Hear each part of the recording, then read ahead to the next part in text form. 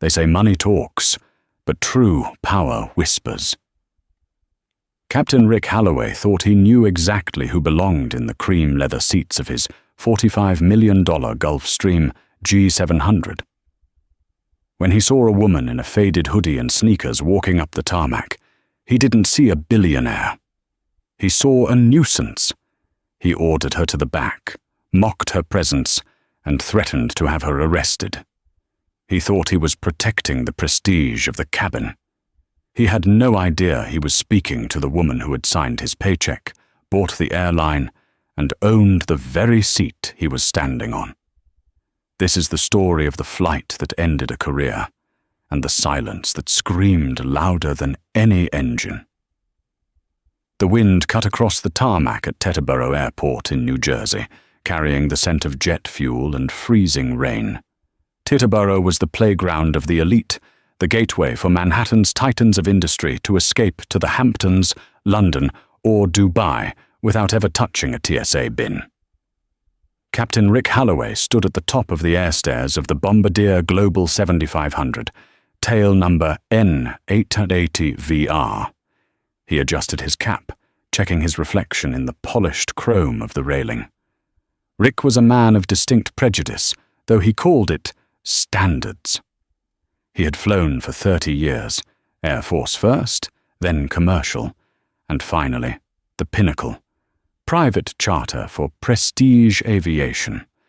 He was used to suits, Rolexes, and the distinct, crisp posture of old money. He checked his watch. 8:00 a.m. The client, Ms. N. Caldwell, was scheduled for an 08:30 departure to Zurich. The manifest listed her as the priority principal. Rick had never flown her before, but the name Caldwell rang a bell, probably some heiress or a tech CEO's wife. Catering is late, Rick barked into his headset, looking down at his co-pilot, a younger man named Ben, who was doing the pre-flight walk-around. "It's already on board, Cap," Ben replied, his voice crackling with static. "Just waiting on the passenger." Rick squinted against the grey morning light. A black SUV pulled up to the FBO, fixed base operator, gate. Rick straightened up. This was it, the show. But the car wasn't a Lincoln Navigator or a Mercedes Maybach. It was a ride-share, a beat-up Toyota Sienna. Rick frowned. The sliding door opened, and a woman stepped out. She didn't look like a Caldwell. She was black, mid-30s, her hair pulled back in a messy, functional bun. She wore a grey oversized hoodie that looked like it had been washed 100 times, black leggings, and worn-out Nike sneakers. She carried a single, battered leather duffel bag over her shoulder. No entourage, no assistant, no Louis Vuitton luggage set. Rick watched as she thanked the driver and began walking toward the jet. She moved with a tired, heavy gait, like someone who had been up for 48 hours straight. Rick keyed his mic. "Ben, intercept that. We have a stray." "A stray?" Ben asked. "Some ground crew or a lost caterer is walking right up to the bird. Get her out of here before Ms. Caldwell arrives." Rick didn't wait for Ben. He marched down the stairs, his boots clicking sharply on the metal. He met the woman 10 yards from the plane. He crossed his arms, puffing out his chest, blocking her path to the stairs. "Whoa, hold up there," Rick said, his voice loud enough to carry over the wind. "Deliveries go to the FBO side entrance. You can't just walk out onto the tarmac. This is a restricted area." The woman stopped. She looked up at him, her eyes dark and exhausted. She blinked as if processing his presence took effort. "I'm not a delivery," she said. Her voice was quiet, raspy. "I'm the passenger." Rick let out a short, incredulous laugh. He looked her up and down, making a show of inspecting her attire. "The passenger? Sweetheart, this is a Global 7500. It costs $15,000 an hour just to keep the engines idling. I think you're looking for the Spirit Airlines terminal at Newark. It's about 20 miles that way." He pointed a gloved finger toward the highway. The woman shifted her bag. My name is Naomi. I'm scheduled for the Zurich flight. Tail number 880VR. Naomi, Rick repeated, tasting the name with disdain. He pulled a folded paper from his breast pocket. The manifest. I have a Ms. Caldwell on this list. I don't see a Naomi who looks like she just rolled out of a Planet Fitness. Naomi Caldwell, she corrected, her patience thinning. And I don't have time for this. I have a meeting in Davos in 10 hours. Move. She stepped to the side to bypass him. Rick stepped with her, physically blocking her again. His face hardened. Listen to me, Rick growled, dropping the customer service facade. I don't know what kind of scam you're running, or if you're some influencer trying to get a selfie for the gram, but you are not stepping foot on this aircraft. This is for high net worth individuals, not for... He gestured vaguely at her hoodie. Whatever this is. Are you denying me boarding? Naomi asked. Her gaze sharpened. The fatigue seemed to vanish, replaced by a cold, steel-like focus. I'm saving you the embarrassment of being arrested for trespassing, Rick sneered. Now turn around, walk back to the gate, and wait for security. If you're lucky, I won't press charges for delaying a federal flight. Naomi stared at him for a long, silent moment. She didn't yell. She didn't scream, "Do you know who I am?" She just reached into her hoodie pocket. Rick flinched, hand going to his hip as if reaching for a weapon he didn't have. "Hands where I can see them." She pulled out a phone. A shattered, old iPhone. She tapped the screen, brought up a digital boarding pass with a QR code, and held it up to his face. "Scan it," she said. Rick slapped the phone away from his face. "I'm not scanning your fake app. Get off my tarmac." At that moment, a black Mercedes Sprinter van whipped around the corner of the hangar, tires screeching. The doors flew open, and 3 people in sharp suits jumped out, Naomi's actual executive team, carrying the heavy documentation and secure hard drives she needed for the merger in Zurich. "Naomi!" one of the assistants yelled, running over. "Sorry we're late, the secure printer jammed." Rick looked at the assistant, a white man in a bespoke Tom Ford suit, and then back at Naomi. He smirked. Ah, he thought, she's the assistant. He's the boss. "Finally," Rick said, stepping past Naomi to greet the man in the suit. "Mr. Caldwell, I presume. Apologies for the delay. I was just handling this situation." He hooked a thumb back at Naomi. The assistant looked confused. "Mr. Caldwell? I'm Davis. That's Ms. Caldwell." He pointed at Naomi. Rick froze. The wind whistled around the landing gear. He looked at Naomi, then at Davis, then back at Naomi. Naomi picked up her bag. "Davis, get the files on board. Captain." She looked Rick dead in the eye. "We are leaving. Now." She walked past him, up the stairs. Rick stood there, his face burning red. He had made a mistake, sure, but his ego wouldn't let him accept it. She played me, he thought, twisting the narrative in his head instantly. She dressed like a bum on purpose to humiliate me. She's testing me. He turned and followed her up the stairs. He wasn't going to apologize. In Rick's world, you didn't apologize to people who looked like her. You put them in their place. The cabin of the Global 7500 was a masterpiece of beige leather, walnut trim, and soft LED lighting. It smelled of expensive sanitizer and fresh orchids. Naomi Caldwell dropped her duffel bag on the floor of the main cabin, right in the center of the club suite, the 4 facing seats that served as the primary meeting area. She collapsed into the forward-facing seat, closing her eyes. She had spent the last 6 months coding the back end of Aether, a biomedical AI algorithm that was about to be sold to a Swiss pharma giant for $4.2 billion. She hadn't slept in a bed in 3 days. She heard the cockpit door open. She didn't open her eyes. "Excuse me." Rick's voice boomed. Naomi opened one eye. Rick was standing over her, filling the aisle. He had removed his hat, but his expression was tighter than before. Yes? We have a problem with weight and balance, Rick lied. It was a standard pilot tactic to move people around. And protocol. Protocol? Naomi sat up, rubbing her temples. The principal, that's you, supposedly, is required to be seated in the aft cabin for takeoff on this specific route. Turbulence over the Atlantic is expected to be severe.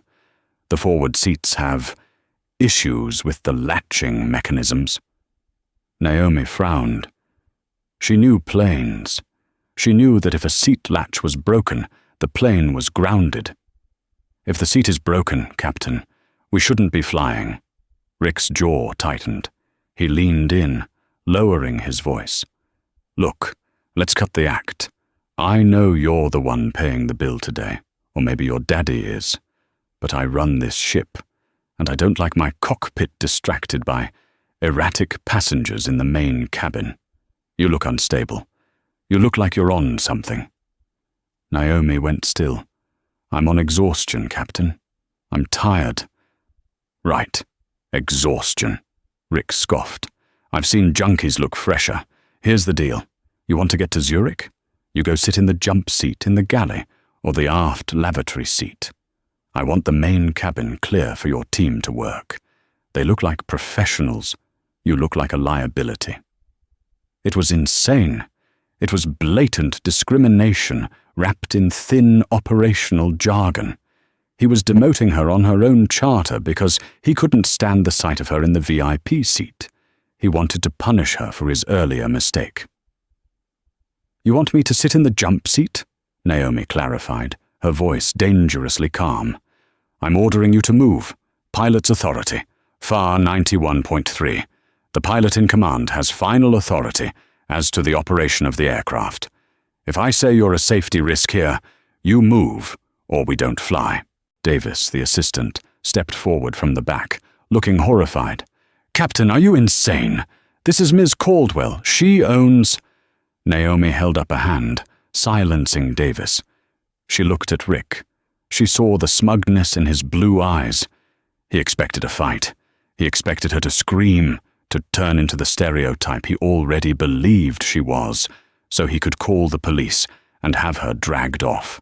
He wanted a reason to deny her passage. Naomi checked her watch.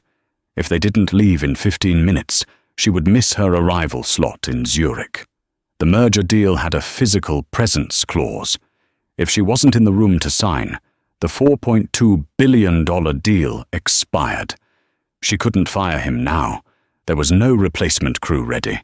If she kicked him off, she missed the meeting. She had to swallow it. Fine, Naomi said softly. Rick smiled, a predatory, victorious grin. Good choice. Stewardess, he yelled. A terrified flight attendant, Jessica, hurried over. Yes, Captain? Escort Ms. Caldwell to the aft jump seat. Strap her in tight and keep the curtain closed. I don't want to see her until we're on the ground. Rick turned his back on her and marched into the cockpit, slamming the reinforced door shut. Naomi stood up. Davis looked ready to punch the wall. Naomi, you cannot do this. We can call the agency. We can... Davis, Naomi whispered, picking up her bag. We fly. I need to be in Zurich. Sit down and prep the documents. But, sit down. Naomi walked to the back of the plane, past the luxury divans, past the gold-plated fixtures, into the small, cramped galley area near the rear toilet. She sat on the stiff, fold-down crew seat. Jessica, the flight attendant, looked at her with tears in her eyes. Mom, I am so sorry. I don't know what his problem is. He's always like this, but never this bad. Please let me get you a blanket from first class. It's okay, Jessica, Naomi said, buckling the harsh utility harness across her chest. Do you have Wi-Fi back here? Yes, Ma'am. The SATCOM is active. Good. Naomi pulled out her shattered phone. Go do your safety checks. Let's get in the air. As the engines roared to life and the plane began to taxi, Naomi Caldwell didn't look out the window. She opened her email app. She composed a new message. To Marcus Thorne, CEO, Prestige Aviation. Subject, acquisition of assets and immediate personnel restructuring. She wasn't just a passenger. 2 days ago, her holding company, Nebula Ventures, had initiated a hostile takeover of Prestige Aviation. The paperwork had finalized at midnight. She didn't just charter the plane. As of 6 hours ago, she owned the plane. She owned the hangar. She owned the fuel truck. And she owned Captain Rick Halloway. The Global 7500 climbed through the cloud layer, breaking into the brilliant blue sky above the Atlantic. In the cockpit, Rick Halloway relaxed. He put the plane on autopilot and poured himself a coffee from the side thermos. "Smooth air," Ben said from the co-pilot seat. He sounded nervous. Rick, about what happened back there." "Don't start, Ben." Rick waved a hand. "I know how to handle these types. You give them an inch, they take a mile. She comes in here looking like trash, treating the tarmac like a sidewalk. No. Not on my bird. I don't care who she says she is. She's probably some rapper's girlfriend, holding the money. She needs to learn respect." "But the manifest." "Paperwork is paperwork. Instinct is instinct. I kept the cabin professional for the real workers. Did you see those guys in the suits? They're the ones doing the business. She's just baggage." Rick took a sip of coffee. He felt good. Powerful. He was the king of the sky. Suddenly, the ACRS, Aircraft Communications Addressing and Reporting System, printer in the center console, whirred to life. It was the text-based communication system used by ground control and the airline HQ to send messages to the pilots. "St." A slip of paper curled out. Rick glanced at it. "Probably weather updates for the approach." He tore the paper off and read it.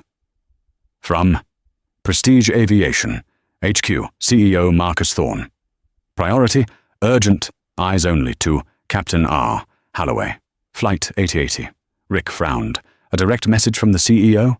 That was rare. Marcus Thorne never messaged pilots directly. He read the body of the message. Text, Captain. We have just received a notification from the new parent company.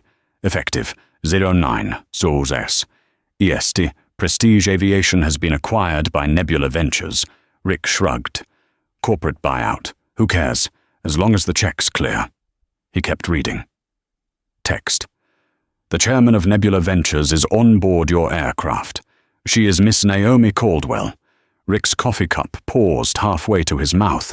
A cold drop of sweat rolled down his spine. Text. Miss Caldwell has just sent a directive from the air. She has flagged a critical personnel issue. She indicates the pilot in command is obstructing the owner of the aircraft. Rick stopped breathing. The paper shook in his hand. The owner. "Ben," Rick whispered. "Yeah? Look up Nebula Ventures, right now, on the iPad." Ben grabbed the electronic flight bag iPad and tapped furiously.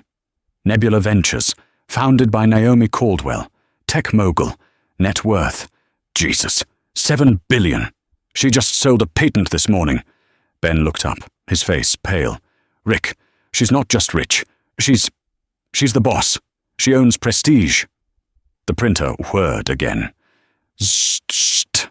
Another slip of paper. From Naomi Caldwell, via SATCOM. To cockpit text, Captain Halloway. The jump seat is uncomfortable. However, the Wi-Fi signal is strong. I am currently reviewing your employment contract. It seems you are an at-will employee. Rick stared at the paper. The words seemed to burn into his retinas. Text. I have also just revoked your security clearance for all Nebula assets. Effective upon wheels down in Zurich, you are trespassing on my property. Enjoy the view from up there. It will be your last. Rick crushed the paper in his fist. Panic, cold and sharp, flooded his chest. He looked at the cockpit door. Just 10 feet away, in the galley, sat the woman he had humiliated, the woman who could snap her fingers and ensure he never flew a kite again, let alone a jet. "She can't do that," Rick stammered, his voice rising in pitch. "Union rules. I have rights. She can't fire me mid-air." "Rick," Ben said, his voice trembling. "She owns the plane. She owns the company. She can do whatever the hell she wants." Rick stood up. "I'm going back there." "Rick, don't," Ben warned. "Stay in the cockpit. Just fly the plane." "No, I need to explain. It was a misunderstanding. I was following safety protocols." Rick was sweating profusely now. He unbuckled his harness. "I just need to talk to her. She'll understand. She's a businesswoman. She understands liability." Rick unlocked the cockpit door and burst into the cabin. The main cabin was quiet. The assistants were typing away on laptops.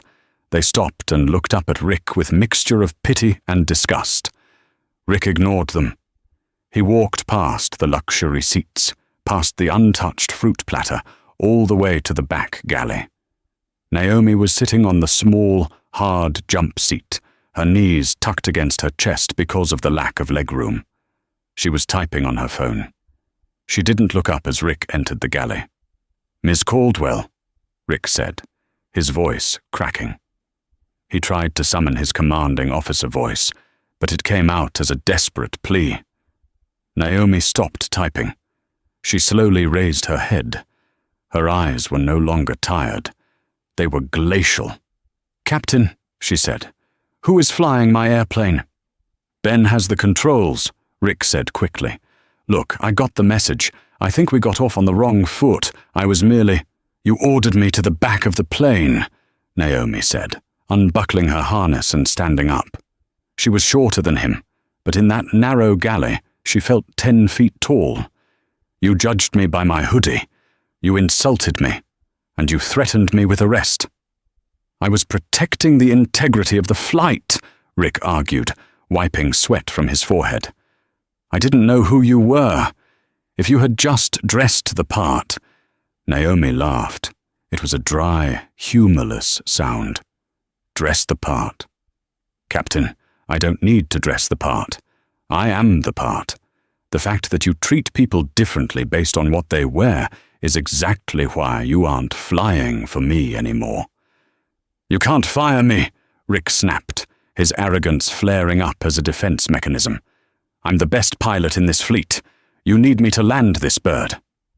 Naomi stepped closer. "Actually, Captain, I checked Ben's file. He's fully rated on the G700. He has 4,000 hours. He can land it." She pointed to the main cabin. "Now get out of my galley. Go sit in the cockpit. Keep your mouth shut, and get me to Zurich.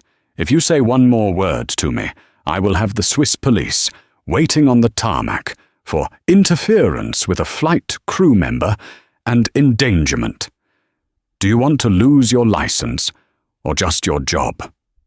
Rick opened his mouth, then closed it.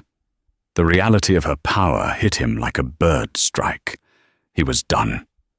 He turned around and walked back to the cockpit, his legs feeling like lead. As he passed Davis, the assistant looked up. "Can I get you anything, Captain?" Davis asked, mocking him. "Maybe a job application?" Rick slammed the cockpit door shut. He sank into his seat and stared at the horizon. The beautiful blue sky suddenly looked very, very empty. But the ride wasn't over yet. Naomi Caldwell wasn't just going to fire him. She was going to make sure the world knew exactly who Rick Halloway was. The silence in the cockpit was suffocating. At 41,000 feet, the sky outside was a bruising shade of purple, the sun beginning its descent toward the horizon. Rick Halloway sat rigidly in the left seat, his hands gripping the yoke, even though the autopilot was fully engaged. His mind was racing, spinning through scenarios, calculating angles, desperate to find a way to land on his feet. He was a survivor. He had survived divorces, airline bankruptcies, and simulator check rides. He wasn't going to let a woman in a hoodie destroy a 30-year career. He glanced at Ben. The young co-pilot was staring straight ahead, wearing his noise-cancelling headset, deliberately avoiding eye contact. Ben had already chosen a side. He was terrified of the woman in the back. Weak, Rick thought. Ben doesn't understand how the game is played. Rick knew that in the corporate world, truth was malleable. It was all about who filed the report first. If Naomi fired him, it would look like retaliation. But if Rick documented a safety concern before they landed, if he established that the passenger was erratic, non-compliant, and mentally unstable, then her firing him would look like a cover-up. He could claim wrongful termination. He could claim he was a whistleblower protecting the safety of the flight. He reached for the radio tuning knob, switching the frequency to the Zurich operations channel. "Ben, monitor the emergency frequency," Rick ordered, his voice low. "Why?" Ben asked, pulling one ear cup back. "Everything is green." "Just do it." Rick keyed the mic, ensuring he was speaking on a recorded line to the company's ground handler in Zurich. "Zurich Ops, this is Global 880 Victor Romeo, inbound from Teterboro. Over." A Swiss accent crackled back. "Victor Romeo, go ahead." Rick took a deep breath. He had to sell this perfectly. "Ops, be advised, we have had a Level 1 passenger disturbance on board. The principal passenger was non-compliant with crew instructions during taxi and climb. Displayed erratic behavior. We have managed to secure her in the aft galley for the duration of the flight, but I am requesting security presence at the gate upon arrival. Over." Ben ripped his headset off. "Rick, what are you doing? She's sitting quietly in the back, working." Rick ignored him, keeping his finger on the push-to-talk button. "Repeat. Requesting local authorities to meet the aircraft. Passenger is agitated. I want to ensure crew safety during deplaning." "Copy that, Victor Romeo. Police and security will be standing by at the FBO. Do you require medical assistance?" "Negative on medical. Just security. Holloway out." Rick switched the radio off. He felt a surge of adrenaline. There. It was on the tape. He had officially reported her as a threat. Now, if she tried to fire him, he could say she was a disgruntled passenger he had disciplined. "You are insane," Ben whispered, his face draining of color. "That is a false federal report. You just committed a felony. You're trying to swat your own boss." "I'm protecting my license," Rick hissed. "She humiliated me. She threatened me. I'm the captain. My word goes. When we land, the police will see a hysterical woman in a hoodie shouting about owning the airline, and they'll see a four-stripe captain standing calm. Who do you think the Swiss police are going to believe?" "Me. The professional." Ben shook his head slowly. "You have no idea who you're dealing with, Rick. I Googled her. She didn't just buy Prestige Aviation. Her company, Nebula, provides the facial recognition software for Zurich Airport security. She literally built the system you're trying to use against her." Rick froze. "What?"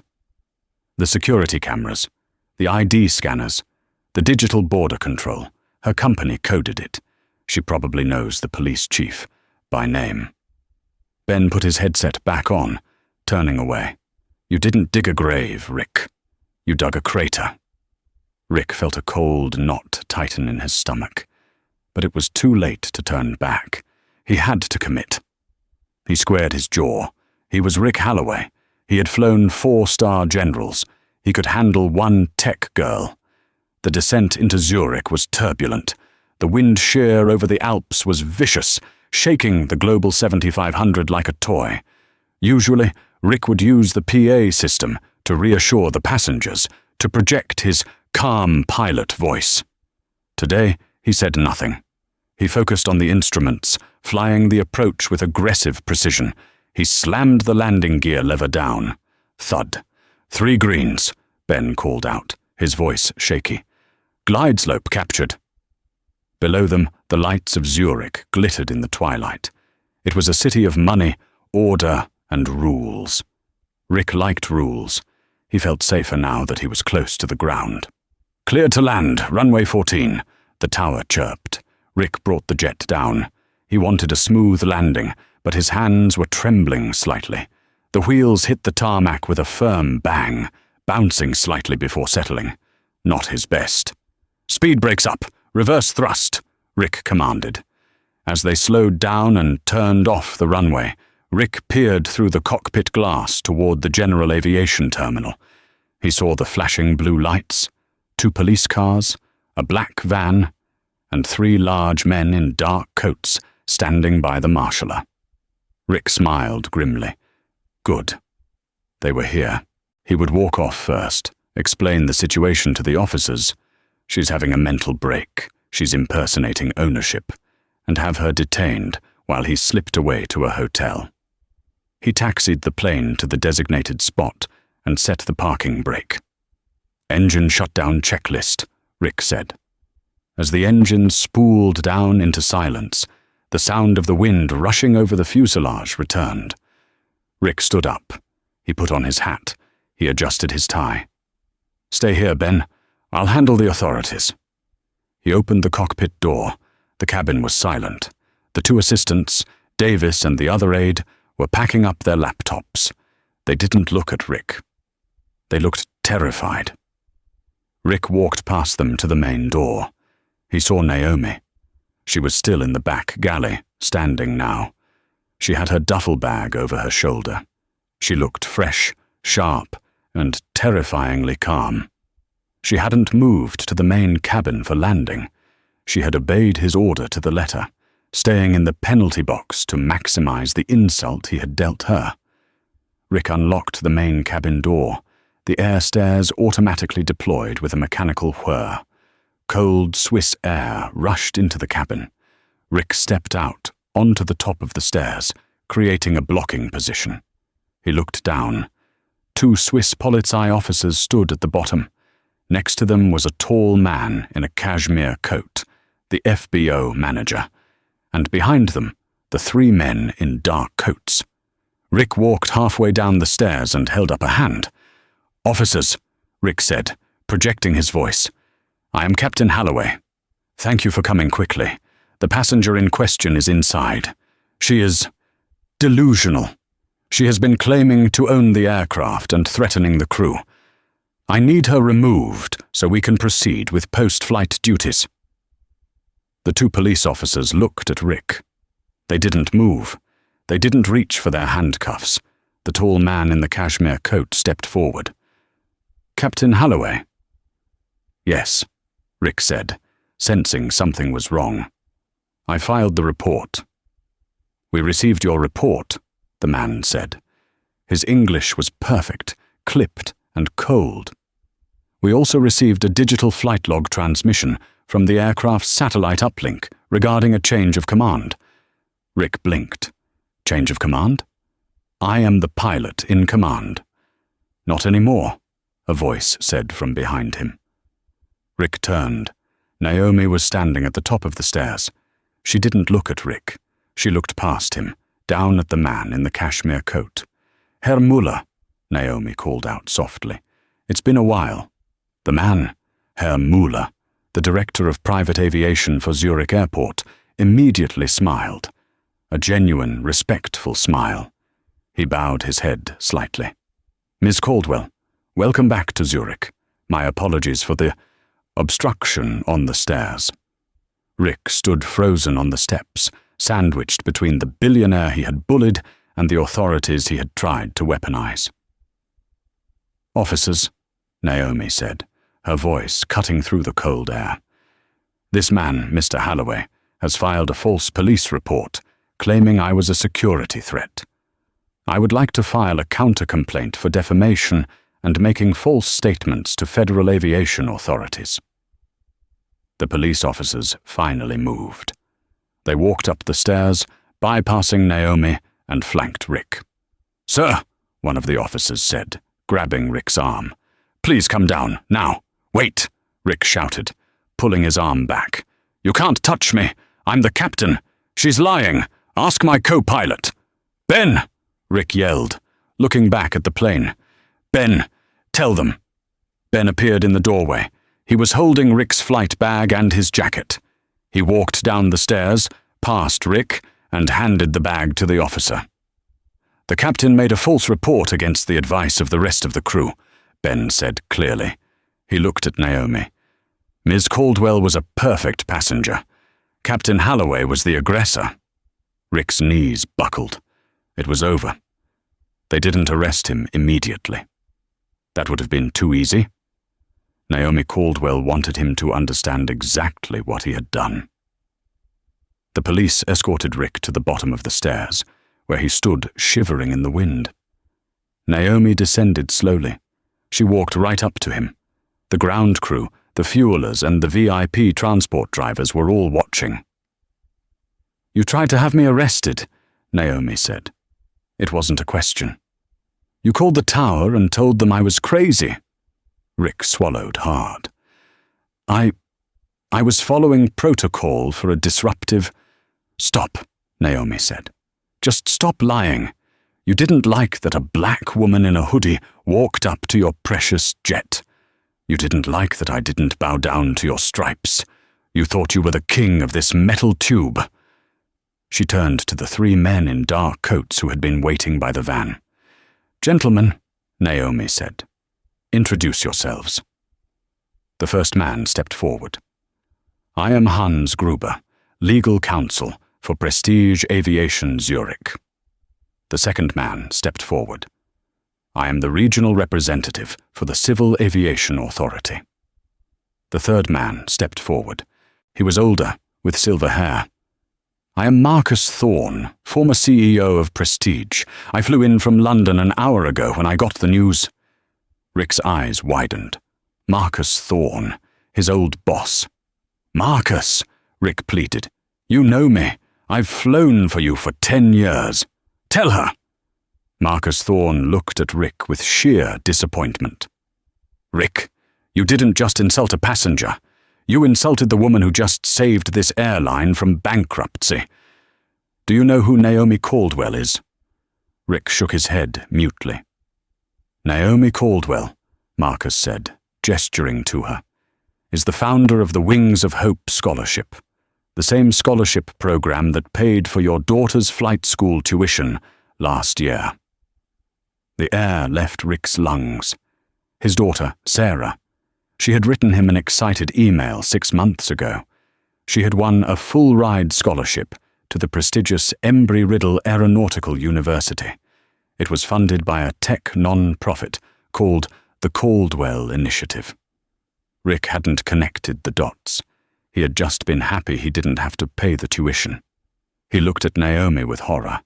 He had just tried to arrest the woman who was paying for his daughter's future. Naomi saw the realization in his eyes. "Yes, Rick," Naomi said quietly. "I read your personnel file. I saw your daughter was a recipient. I signed her acceptance letter myself. I thought, if her father is a pilot for Prestige, she must come from good stock. I guess the apple fell very far from the tree." Rick felt tears prick his eyes. "Miss Caldwell, please, I didn't know." "My daughter, don't take it out on her." "I'm not you," Naomi said coldly. "I don't punish people based on prejudice. Your daughter keeps her scholarship. She earned it. But you?" Naomi reached out and tapped the 4 gold stripes on Rick's shoulder. "You are done. You are banned from Prestige Aviation. You are banned from Nebula Ventures. And considering you just filed a false police report on an international flight, the CAA representative here is going to suspend your license pending an investigation."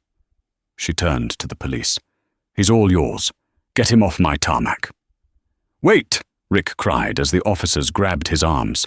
"Naomi, Ms. Caldwell, I can change. I can apologize."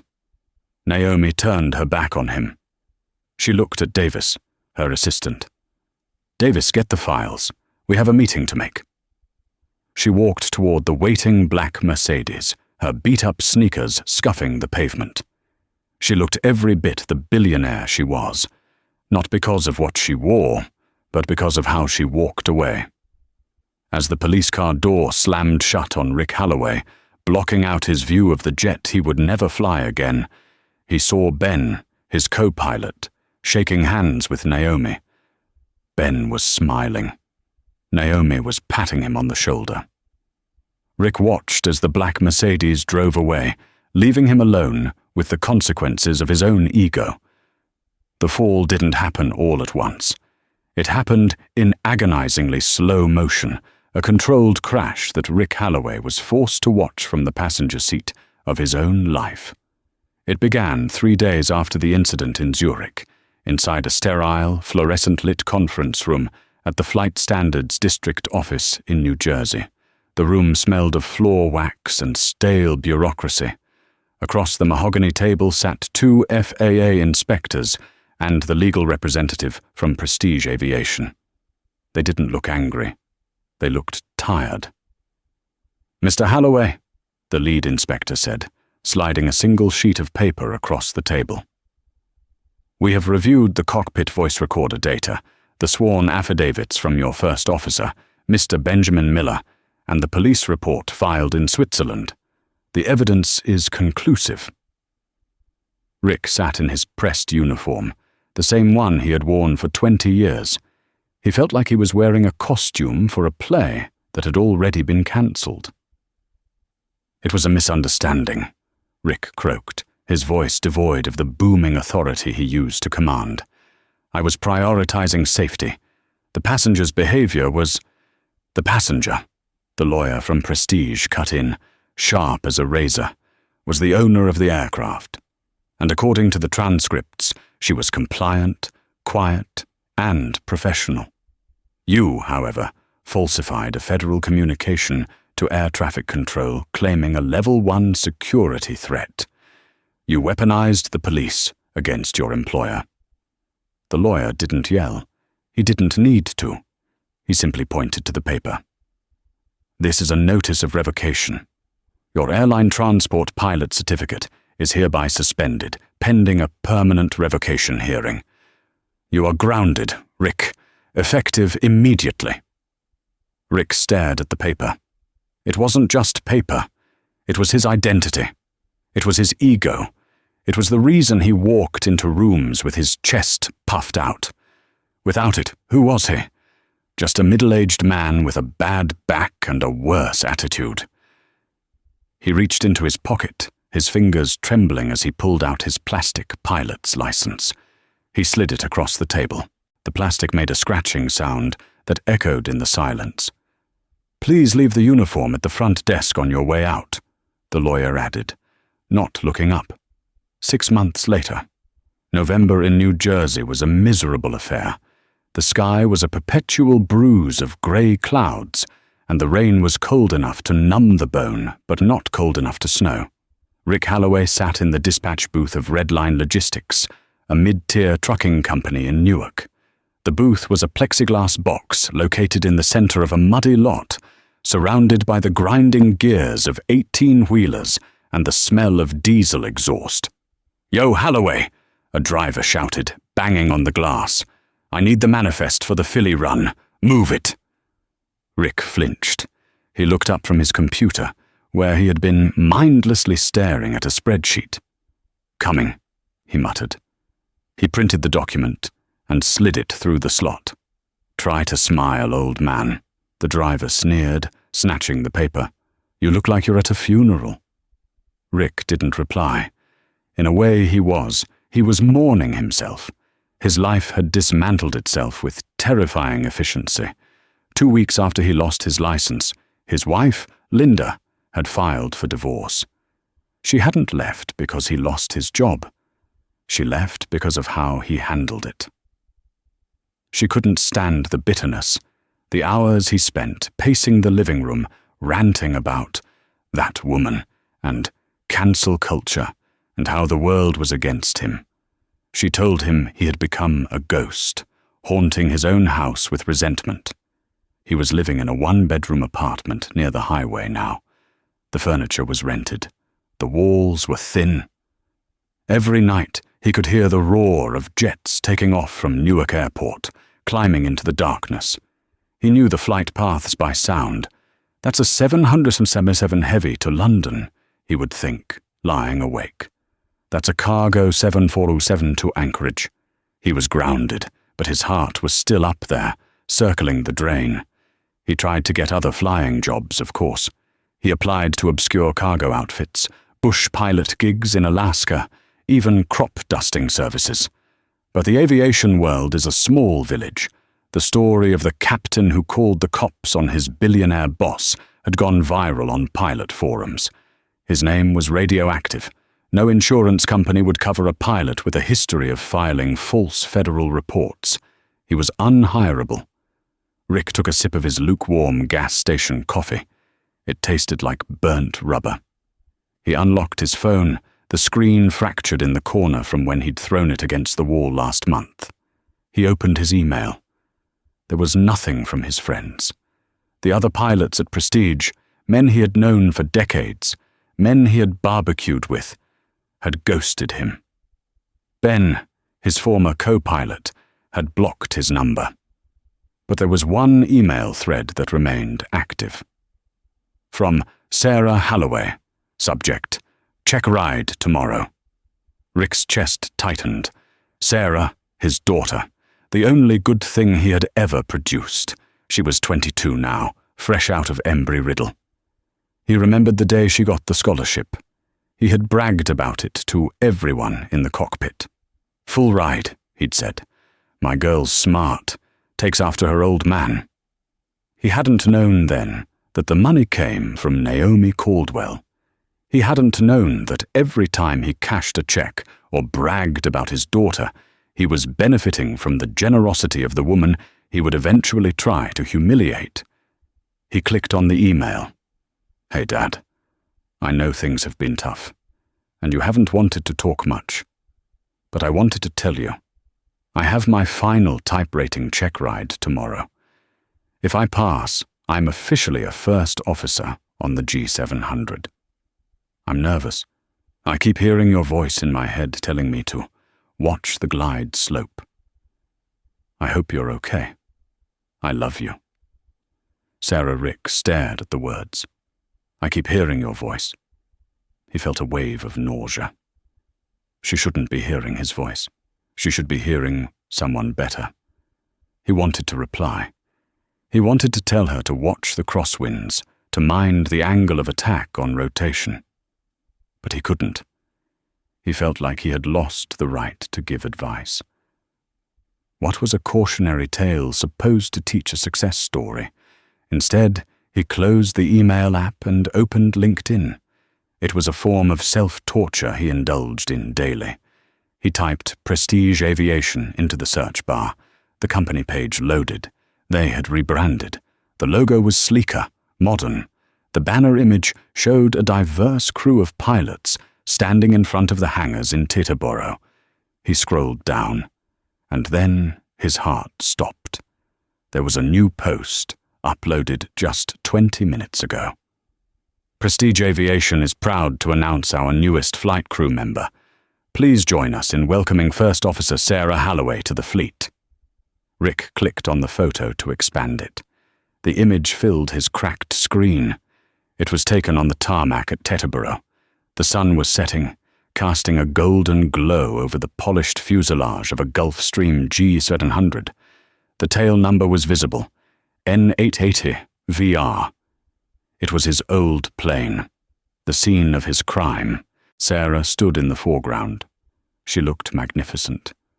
She wore the navy blue uniform perfectly, her hair pinned back, her smile radiant and proud. She looked like everything Rick had once been, before the cynicism and the ego took over. But it was the person standing next to her that made Rick's blood run cold. Standing beside Sarah, pinning a set of gold wings onto her lapel, was Naomi Caldwell. Naomi wasn't wearing a hoodie this time. She was wearing a tailored charcoal suit that screamed quiet power. But her expression wasn't one of corporate stiffness. She was smiling at Sarah with genuine warmth, a look of almost maternal pride. Her hand rested gently on Sarah's shoulder. Rick zoomed in on the photo. He looked for malice in Naomi's eyes. He looked for some sign that she was doing this to mock him, to dangle his daughter's success in front of his failure. He found nothing. There was only grace. Rick read the caption below the photo. At Prestige, we believe in the future. Today, CEO Naomi Caldwell had the honor of pinning wings on Sarah Holloway, a standout graduate of the Caldwell Initiative. When asked about her achievement, Ms. Caldwell said, "Sarah has the hands of a natural aviator and the heart of a leader. We don't judge people by where they come from, but where they are going. I know her father was a pilot, and I see that same skill in her, refined by a new generation's kindness. She is exactly who belongs in this seat." Rick read the quote again. "I know her father was a pilot, and I see that same skill in her." Naomi hadn't erased him. She hadn't forbidden Sarah from mentioning his name. She hadn't punished the daughter for the sins of the father. She had acknowledged his skill, the one thing he actually had, while subtly pointing out exactly what he lacked. Kindness. She had separated the man from the talent. She had given Sarah the career Rick had destroyed, on the very plane he had been kicked off of. It was the ultimate victory. It wasn't revenge, it was transcendence. Naomi Caldwell was so powerful, so secure in herself, that she didn't need to crush Rick Holloway. She simply needed to replace him with a better version of himself. Rick dropped the phone onto the desk. The silence in the dispatch booth was deafening. Outside, a truck air brake hissed violently, like a heavy sigh. Tears, hot and unfamiliar, pricked Rick's eyes. He hadn't cried when they took his license. He hadn't cried when Linda packed her bags. But looking at that photo, he broke. He wept for the years of arrogance. He wept for the passengers he had sneered at. He wept for the black and white world he had built in his head, a world where hoodies meant poverty and uniforms meant righteousness. He realized, sitting in the mud of a trucking lot, that he had been blind for 30 years. He had judged a book by its cover, and the book had turned out to be the author of his fate. His phone buzzed. A text message. Sarah. "Dad, did you see the post? Naomi is incredible. She told me the funniest story about you today. She said you were a stick-and-rudder genius who just forgot to check his compass. She said she's glad I'm here to finish the flight plan you started." Rick stared at the message through blurred vision. A stick-and-rudder genius who forgot to check his compass. It was the kindest possible eulogy for his career. It was a mercy he didn't deserve. Rick wiped his face with his rough, grease-stained sleeve. He picked up the phone. His thumbs hovered over the keypad.